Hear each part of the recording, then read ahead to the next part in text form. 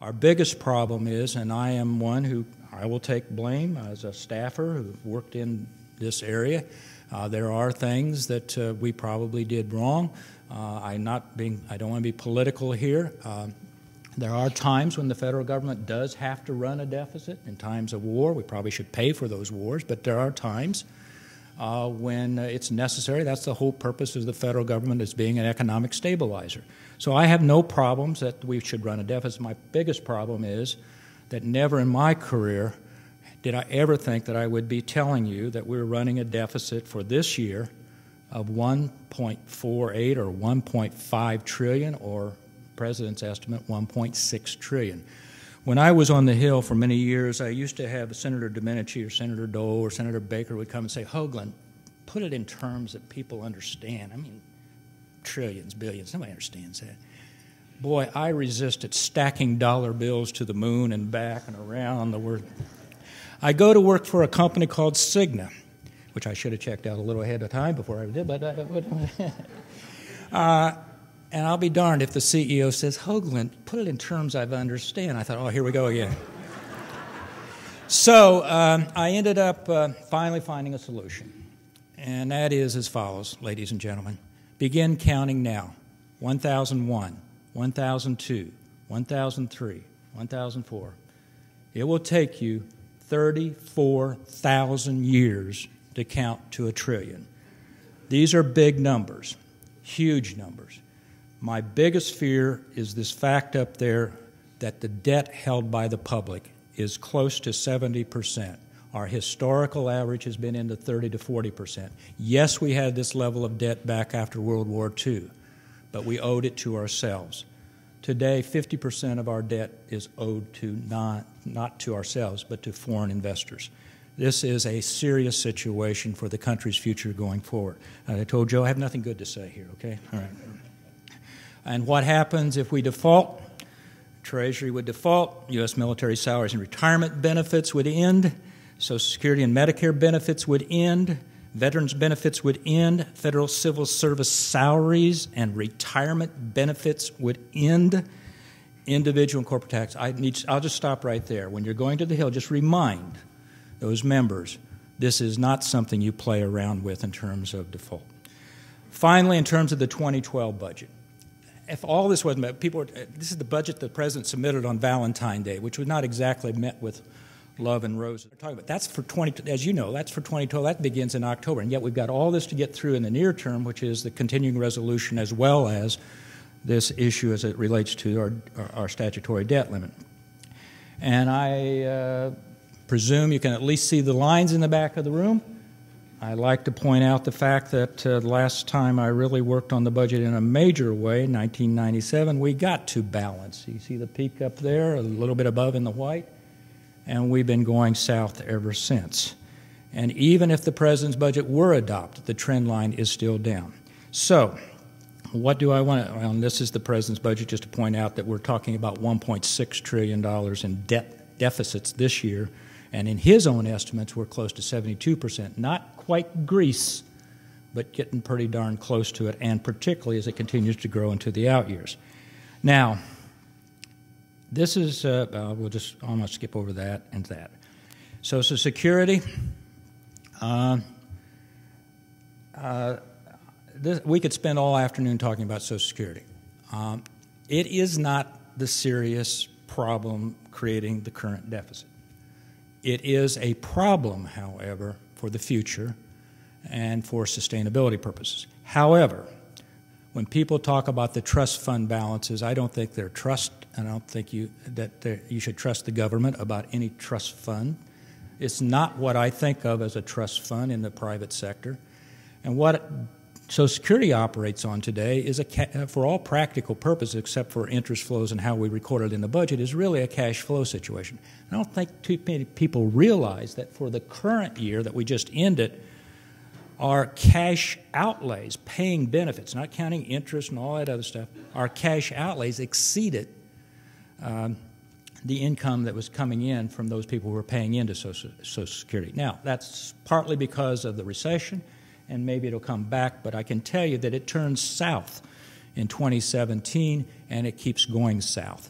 And what happens when Social Security starts to run cash imbalances? They call up Treasury, say, I want, you remember I gave you that IOU, that trust fund, I want it back. What does Treasury do? Treasury then is going to have to go out, borrow more money, or somehow we're going to have to cut benefits. So those people who tell me, what are you worried about?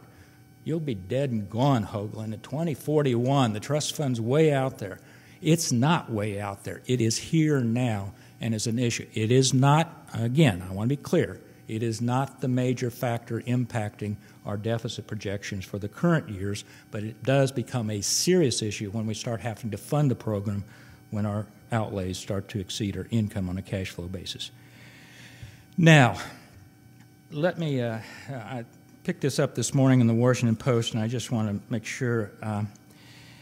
I think you're all federal workers, former federal workers, some of you current federal workers. You all know this, so I'm not going to impugn your knowledge. But there was a survey this last week when some very respected pollsters reported that 63% of the American public who were surveyed believe the federal government spends more on defense and foreign aid than it does on Medicare and Social Security. And when asked for what average do we spend on specifically foreign aid, the answer was 30% of our federal budget.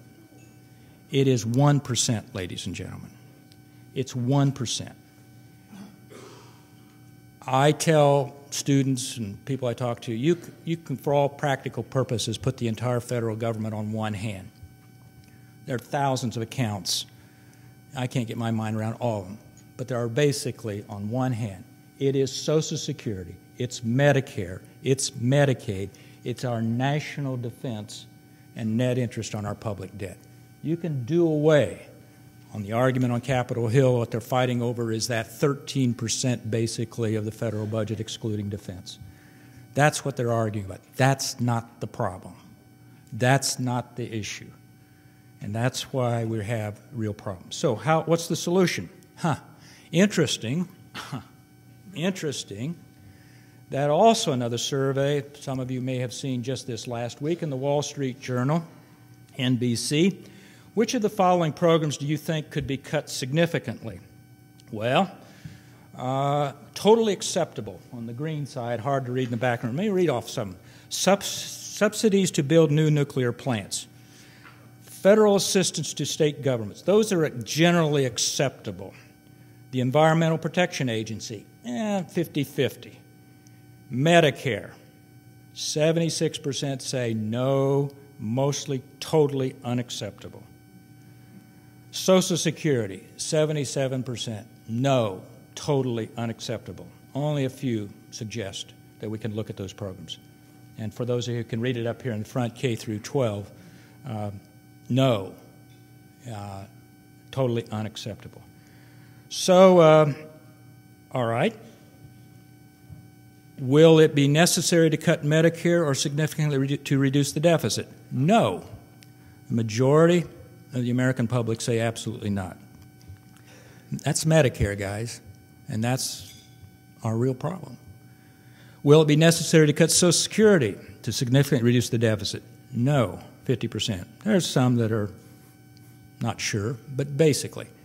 So we've taken the American public's position is those things, which if I was to go back up here, those things that probably are the most important drivers to our federal spending are those things that are taken off the table. This is a very tough exercise for politicians. Obviously, the alternative is taxes, but even with taxes, you can only go so far. So, I may not even discuss this.